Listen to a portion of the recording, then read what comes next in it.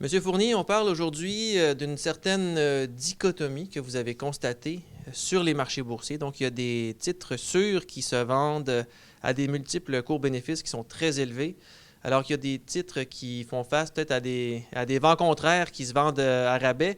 Expliquez-nous un petit peu la situation là, que vous constatez là, depuis quelque temps sur les marchés boursiers. Bon, on remarque que les très grosses entreprises, les entreprises, par exemple, dans le secteur du consommateur non discrétionnaire, comme par exemple Procter Gamble, McDonald's, Coca-Cola, se transigent à des multiples qui sont très, très, très élevés.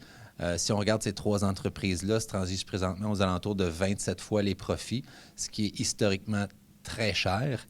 Et alors, lorsqu'on regarde des entreprises qui ont des petits problèmes temporaires, on voit que le marché peut enlever à ces entreprises-là la moitié, voire même 2 tiers de l'évaluation boursière de l'entreprise. Et Alors, historiquement, disons, quand on parle de ratio cours-bénéfice, à partir de quel moment on peut dire qu'une entreprise est chère ou se vend au rabais? alors, la moyenne historique du S&P 500 sur, disons, les 50 dernières années, ça tourne aux alentours de 16 fois et demi les profits. Alors, on peut dire qu'une entreprise va être dispendieuse lorsqu'elle va se transiger au-dessus des 20 fois.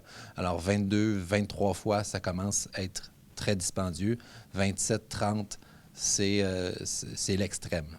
Lorsqu'on regarde des entreprises qui sont plutôt peu chères, des entreprises cheap, alors lorsqu'une entreprise se transige à 12, 11 fois les profits, ça commence à être très intéressant. Et lorsqu'on descend sous la barre des 10 fois les profits, ça devient des occasions qui sont très, très, très intéressantes.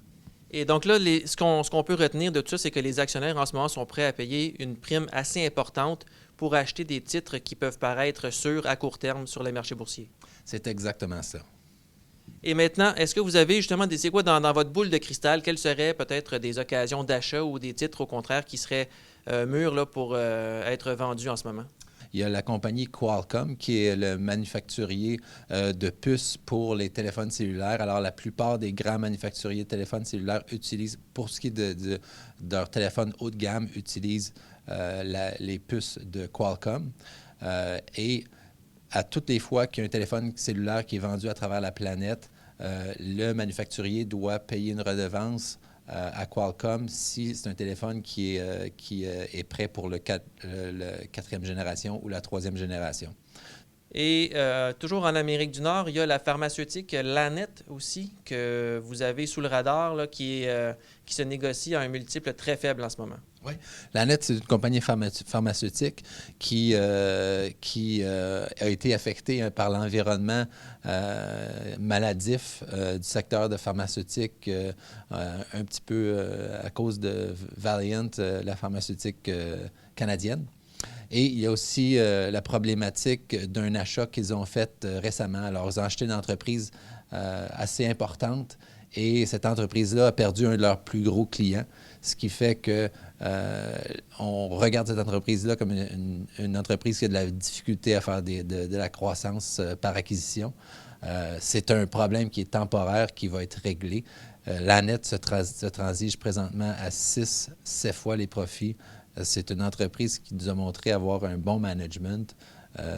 Nous, on a confiance que ça revienne au multiple normal dans la pharmaceutique qui est aux alentours de 15-16 fois. Merci beaucoup, M. Fournier. Ça fait plaisir.